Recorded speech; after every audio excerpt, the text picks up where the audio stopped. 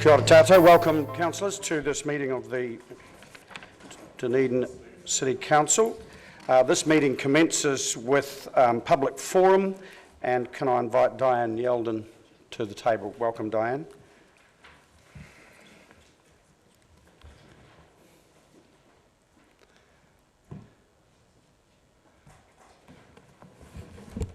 Thank you, Your Worship and councillors, for an opportunity to speak to this meeting. I'm very disorganised. I didn't know this meeting was on. My topic, what I'm seeking, is an extension to the first consultation period for the Dunedin City Council Plan Review 2GP.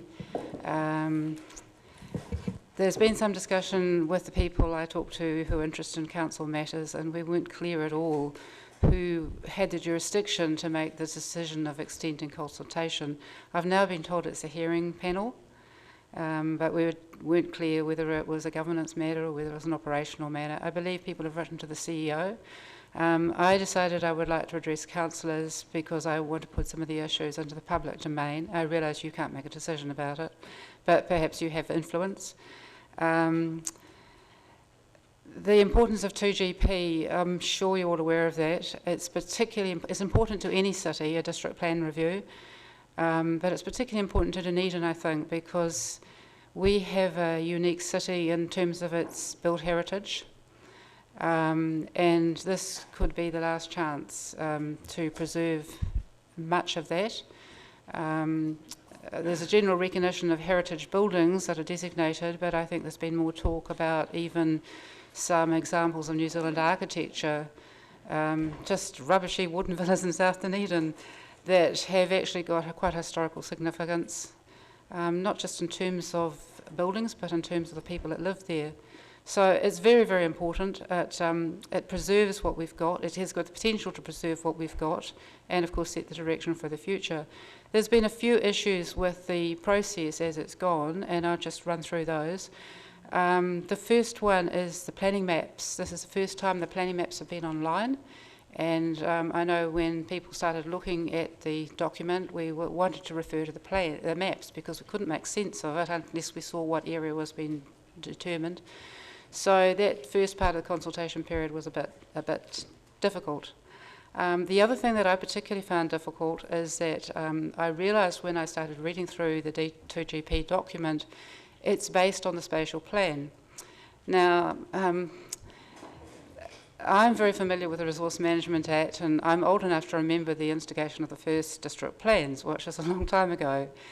And so when I read about the district plan, I thought, okay, I don't know what they're doing. Here's another plan. They're probably figuring out what to do with the middle of Dunedin or something. I don't know. I didn't pay any attention because I thought the real stuff will happen when the district plan review comes. And then I read 2GP, and I find that conceptually 2GP is based on the spatial plan. And then I asked some planners some questions, and I find that yes, 2GP, the district plan, is based on the Resource Management Act. I'm familiar with that process, but the spatial plan is based on apparently new regulations on the Local Government Act. And I am not sure how these two plans integrate. I'm still doubtful about whether the process of basing 2GP on the concepts behind the spatial plan really gives people who are making submissions to 2GP as much scope as they might like. When I talk to planners about 2GP, yes, you can look at your own property. Okay, so I can say my address is such and such, and I can see what's the provisions now, what's the provisions proposed in 2GP. What I can't get with the present document is I can't get an overview. It's too big, it's too complicated, and the actual conceptual, the fundamental conceptual ideas, for example, one of them is that we will have a more compact city. That's one of the critical planning decisions. Do you make the cities compact or do you spread it out? There's arguments too on both sides. But in 2GP, that decision's already been made. It's going to be very difficult for people to make a submission on that conceptual thing because it's already done in the spatial plan. That's the way I read that, okay? I think there's a remedy for this. The other thing that I have a concern about is that the two-step process, which I believe the law calls the further submission process, okay? I used to call it a cross-submission process, and then I got told don't call it that because it sounds like cross-examination. So the further submission process means it's a two-step process, right? everybody puts in their submission over a certain period, and then those go into the public domain as a synopsis, and at that point then people can put in a further submission. This process only occurs, as far as I understand it, with the introduction of a district plan, with a district plan review, and with a plan variation. Most people don't pay, the general public, I think, doesn't pay attention to plan variations because they're usually very focused on a particular locality and don't consider a lot of people. As you all know, district plan introductions and district plans reviews are very rare events. I think this one is 30 years apart. Is it how long? I don't know how long it is since the last Dunedin City Council review. How much? So was it 95? Okay, 95. Okay, not 30 years. But anyway, this is virtually a new plan. It's a big change. So I think that it's really, really important that people are clear about that further submission process, because the further submissions are much easier for people to do. It's really hard for people to write a submission cold and think something up unless it's their own private concern. But when they see all those submissions written down and they read something, they've got an in and they say, oh, the plan before said that, and then now it says this, and they can easily decide whether they want to support or oppose. So I think that through that process we will get the best input and the best outcome for the city that's truly democratic. And just going back to the spatial plan, I was at a planning meeting where one of the planners said that the spatial plan had been widely consulted on. I give the planners credit for the background to 2GP because they talked about the consultation process and they documented the consultation process for the spatial plan very well, but that enables me to critique it. Stakeholder meetings are not public consultation because they're not public. By definition, they're not public consultation. They're a guide to the council like a straw poll is, but they're still not consultation. The spatial plan got approximately 350 written submissions. Now, the council may have felt it went through a thorough consultation plan, but I don't believe that was successful. If you only got 350 submissions, then it didn't reach the people. And when I looked at those submissions, quite a number of them were obviously on the same track from a group of people who had got together and said, I think it was arts and culture. They had actually got the word that it was important and they put a lot of submissions in. If you took those submissions out, you had even less uptake. So I wouldn't like the council to believe that the spatial plan has already been successfully consulted on. I'm sure you did your best, but I just may not have got through. So it's really important that 2GP is given the best opportunity to get those messages out. And I would actually, and also we've got the Christmas period, and everybody always teases, it makes a joke about the council consulting over Christmas, but there's probably never a good time for you to consult. There's probably already a reason why it's always a bad time. But people aren't going to be looking at that first consultation round. I mean, it closes 24th of November, it's just about over. So if you extend it, if you can see fit to extend the first round, I would very much like to be extended into the first half of 2016 to give people a chance to get back to school, work, university, into their lives, and then the networking in the community might actually make a help. And if the council was to emphasise that it's a two-step process and it's not just a repetition of the first, and the second process you get more information and it's easier for you to do because you can say yes or no to something. Then I think the outcome would be really good, and I think it would generate quite a lot of interest and maybe make people more familiar with council processes and make consultation in the future more effective. Go. So just to be clear, can you specify the period exactly that you want it extended by?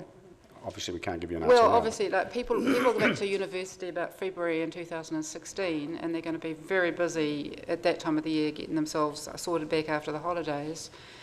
I would like it extended till the end of April. There may be statutory limits on that, but that's what I would like that. Can I ask why you're tying it to the university particularly? No, I'm just thinking in terms of people's holidays and what people, everybody does. Like working people, and I mean, there's summer holidays. You go away for summer holidays, and you've got to recover, get back into work. No. What I'm saying is, you're specifically identifying the university and the period that they're away. They're only part of the community. Only because this is a university town. Right. Okay. Probably a red herring. Thank you. Other questions, Councillor Wilson? Just for clarity, I was just wondering if I could check some details, because I think Diane may have some of the I'm just concerned that she's relying on the further submissions, and it may be incorrect. My understanding is it's been 40 working days for doing the submissions to date, for that closure off, that's the statutory period. But my understanding is the further submissions can only be done by those people who have put in the first submissions. Just get clarity for you. Okay, Councillor Wilson, I have been told this on the grapevine. Okay, I haven't checked the legislation, and I was under the impression that if it was in the public interest, you could, and there was quite wide range, quite a wide opportunity if you could claim it was in the public interest to do so. Well, it's covered under Section 8, but I really would rather you. Can Anna come? Oh. No. Okay. Yeah. Okay. So I'm. Yeah. We're not absolutely clear about yeah. Yeah. I just want to clarify the submission is just maximum opportunity. Thank you. So that's what I want questions to be about. Yeah. Okay, sorry. Councillor Thank you for raising these concerns. I anticipated the concern about no overview and tried unsuccessfully to get a summary of the 2GP put forward, but it hasn't been able to be done. When you said that planning maps were not online, do you know how many days they might not have been online? That was not available in hard copy, but they were never going to be available in hard copy. They're only online.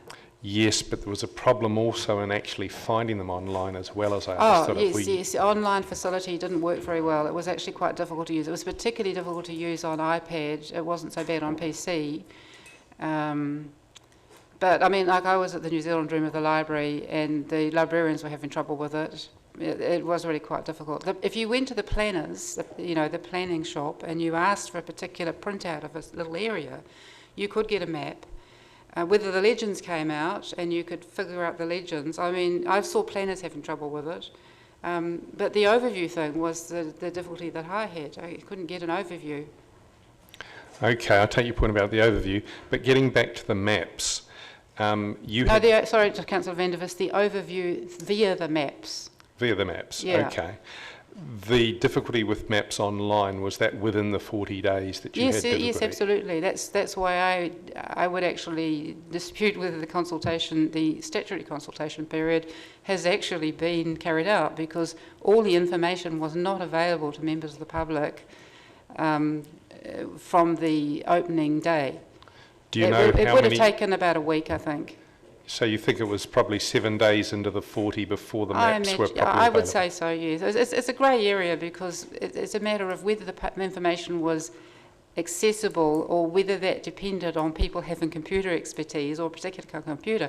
One issue I would point out, that people who didn't have a computer didn't have access to it at all. Right. And not everybody has a computer. Okay. You said you wanted, or you've asked if we can exert some influence to possibly extend the consultation time to the end of April. Are you aware that there's a requirement for us, although there is a 40 minimum working days that we've got to consult, there's a requirement for us to expedite the plan with reasonable kind of alacrity? Are you aware that we've got some drivers that actually require us to get this thing out there and not let it hang on?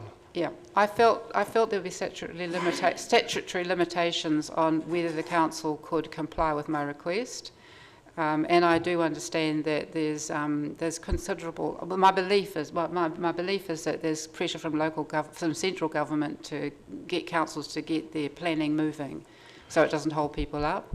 However, the fundamental purpose of the district plan is to make this the best city it can be, and I think that takes precedence over everything else. I think that should be the council's primary concern, because that's what the district plan is for.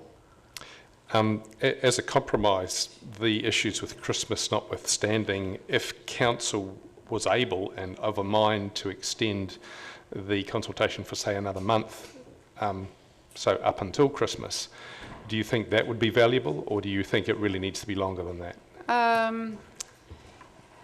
There's two things. I mean, another month would be better than what we've got now. Okay, so that's an improvement.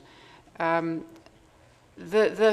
details of the second round are actually relevant to this, because that gives people what is called another bite of the cherry, and just how much they can make a submission in support of an existing submission in that second round, and what constitutes the public interest and the fine print of that, that actually gives people greater opportunity. And whether that, I don't know whether statutory requirements enable that second round to be extended as well.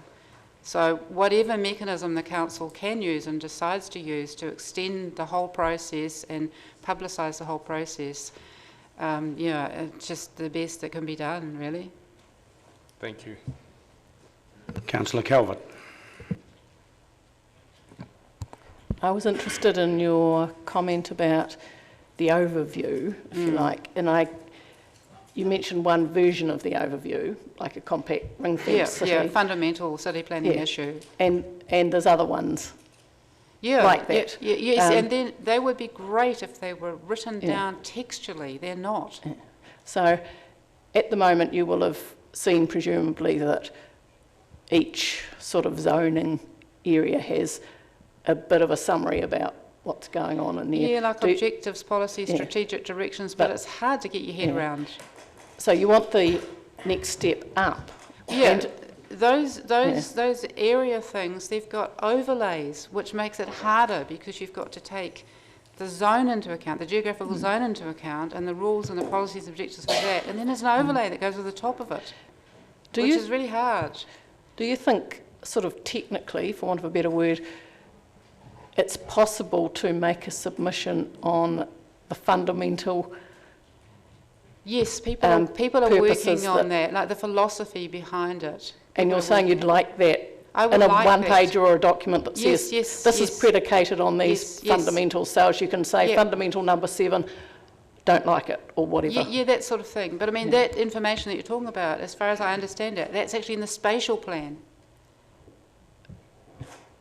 The conceptual stuff was done in the spatial plan, and then it's sort of been, the consequences of that have been lifted into 2GP, leaving the conceptual foundations behind. Except that if they form part of the plan, they should be there. They need to be. They should be there. So you're, the fundamental bit is missing. You're wanting not just a reference back to another document, you're wanting it to be in the body of the proposed plan. Old plans used to be written like this. They start off with,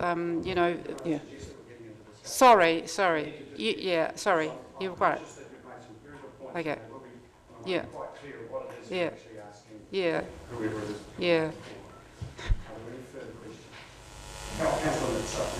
It's probably more a question for you, Your Worship, or the Chief. What opportunity is there for staff to bring a paper to Council, so be it if it was going to be a special Council meeting looking at the pros and cons of extending the current or initial consultation period? Obviously the 24th, maybe that's not possible, but is there an opportunity for that to actually get our head around the consequences of extending and anything else we need to understand? I think, and the Chief will correct me if I'm wrong, but I think there's two things we need to figure out. One is, what are we allowed to do in terms of extending the period? What can we do? And secondly, who is it that makes the call if we are allowed to? And I don't know the answers to that, but what I can assure you is that they will be considered sympathetically, and the mechanism you mentioned, Councillor Noon, may be where we go. I don't know, but we need to go through the process to answer those two questions.